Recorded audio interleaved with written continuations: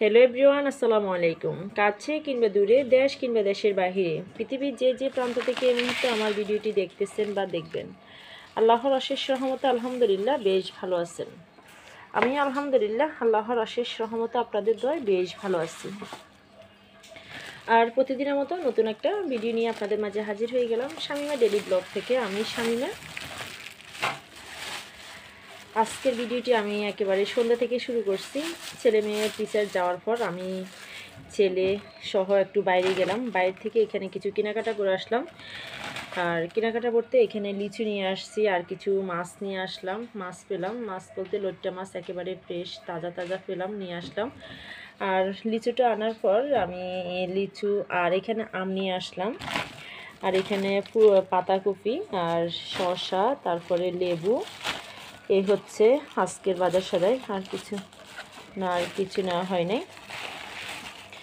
আর এই হচ্ছে বাজার সদাই। আর লিচুটা কিন্তু অনেক অনেক ভালো করেছে। একটা মুখে যে একটা পোকা থাকে, যে একটা লিচুর মুখে যে গুড়ি গুড়ি পোকার মতো থাকে, ওটা ছিল না, একেবারে ফ্রেশ। খেতে কিন্তু অসাধারণ হয়েছে, অনেকটা মিষ্টি। যেহেতু এখনও বড় লিচুগুলো বাইর হয় নাই, কিন্তু এই লিচুগুলো আর কি খেয়ে অনেক ভালো লাগলো। আমরা তো আনার পর যখন একটু টেস্ট করে দেখলাম, তখন ওই বসাতে আর কি অনেকটা লিচু খাওয়া হয়ে গিয়েছে। যে আর এগুলো রেখে রেখে দিয়েছি, যেহেতু একসাথে এতটা লিচু খাওয়া মনে হয় ঠিক হবে না, সে কারণে। যাই হোক, আর এখানে আম নিলাম, পাকা আম আর লেবু,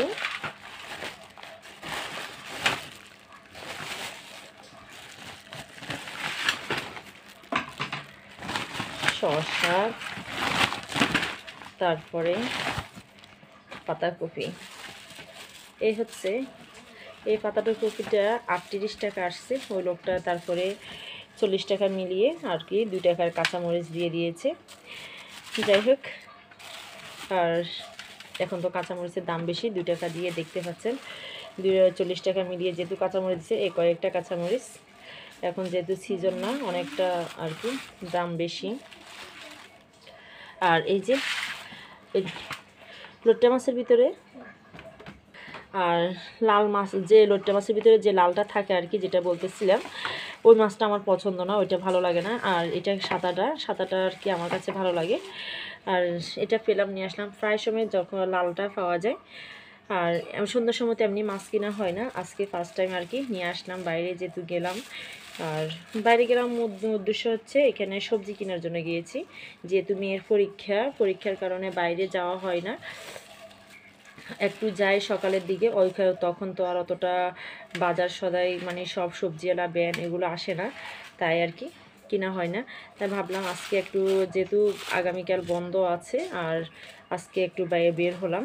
2 দিন বন্ধ আছে, আর 2 দিন বন্ধ থাকার কারণ আজকে একটু বের হলাম। বের হয়ে আর কি কিছু বাজার সদাই করে নিয়ে আসলাম, সবজি বাজার। আর সাথে যেহেতু বৈশাখ জ্যৈষ্ঠ, তো ফল ফাঁকা, সব ফল বের হয় কম। আর আম আর লিচু নিয়ে আসলাম। লিচুগুলো তো প্রথম খেয়ে আর কি যখন বের হয় তখনই খাওয়া ভালো, পর আস্তে আস্তে লিচুর মুখে একেবারে ফোকা হয়ে যায়, তখন আর আমার ছেলে মেয়ে পছন্দ করে না, তখন আর কি খেতেও ভালো লাগে না। খাওয়ার মাঝখানে যদি এরকমটা কিছু হয়। যাই হোক, এখন এগুলা সব গোছগাছ করে রেখে দেব। শুভ সকাল, আসসালামু আলাইকুম। গতকাল সন্ধ্যায় বাইরে গেলাম, বাইরে থেকে কী কেনাকাটা করলাম সবটা তো শেয়ার করেছি। আর আজকে সকালে নাস্তা নিয়ে আপনাদের মাঝে আবার হাজির হয়ে গেলাম। কেমন আছেন বন্ধুরা? আর এই যে অনেক দিন পর সকালের নাস্তা একেবারে ভিন্ন ধরনের। তবে কিছু দিনে ধরে আমরা কেউ আর কি অতটা খিচুড়ি খাওয়া হয়ে ওঠে না। যখন আর কি একটু বৃষ্টি পড়ে, তখন আমরা সবাই খিচুড়ি খেয়ে থাকি।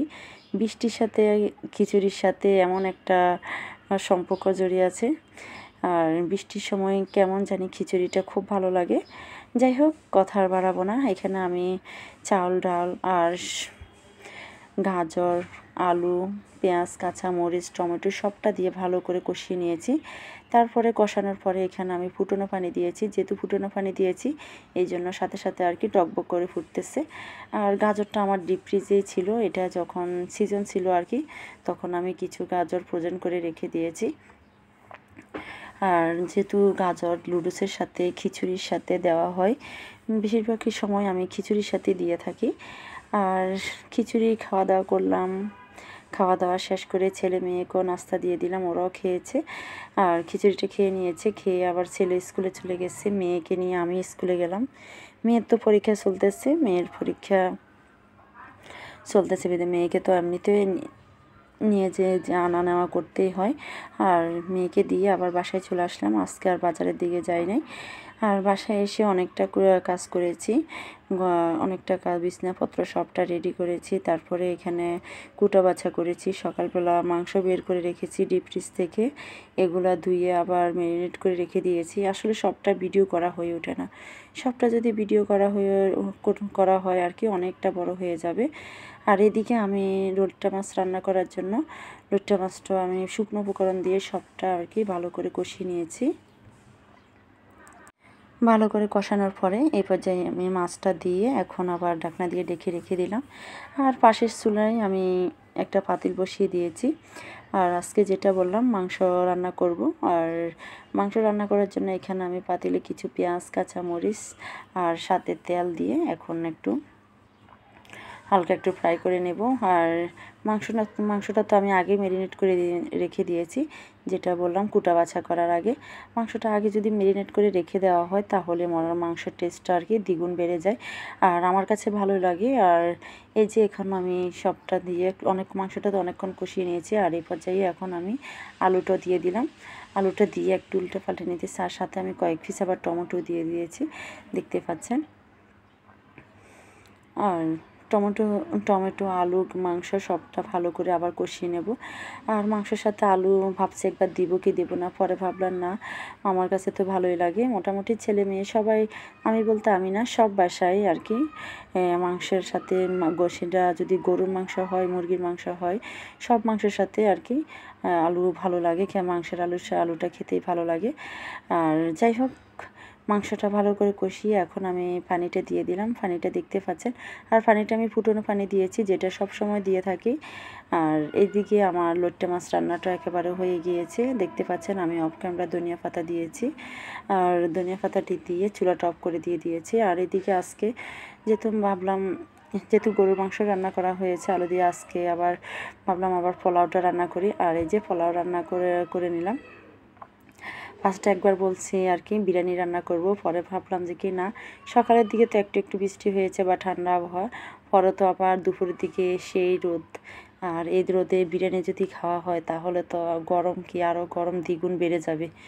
আর সে কারণে ভাবলাম বিরিয়ানি করব না, পোলাও রান্না করব। আর পোলাও রান্নার জন্য এখানে আমি চাউলটা ভালো করে তেলের মাধ্যমে অনেকক্ষণ কষিয়ে নিয়েছি। আর ভাবলাম আজকের পোলাওটা একেবারে সাদা করব, অন্যান্য সময় তো কালারটা চেঞ্জ হয়ে যায়, হয়তো মনে হয় বেশি একটু কড়া করে ফ্রাই করার কারণে এরকমটা হয়।